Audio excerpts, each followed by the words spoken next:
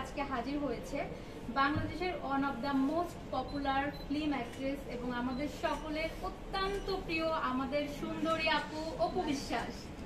তো আজকে আমি অপু বিশ্বাস আপুকে বলবো, আপু একটু যদি আমাদেরকে নিয়ে কিছু বলতেন। আজকে আমাদের গ্র্যান্ড ওপেনিং এসেছেন আপনি এবং আমাদের এনভায়রনমেন্ট বা সবকিছু মিলে কি বলবেন?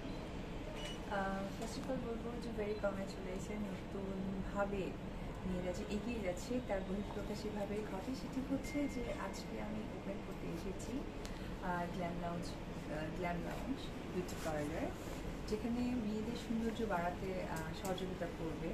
আর সব থেকে ইম্পর্টেন্ট ব্যাপার হচ্ছে যে আসলে খুব ভালো লাগে যে যখন মেয়েরা তাদের উদ্যোগের জায়গাটা মানুষের কাছে প্রেজেন্ট করে এবং সে প্রেজেন্ট করার সুযোগ হয়ে যায়, আর সেখানে আমাকেই আসলে অতিথি হিসেবে ডাকা হয়, তখন অ্যাকচুয়ালি একজন নারী হিসেবে আরও অনেক বেশি ভালো লাগে, আসক্ত হয়ে যায়।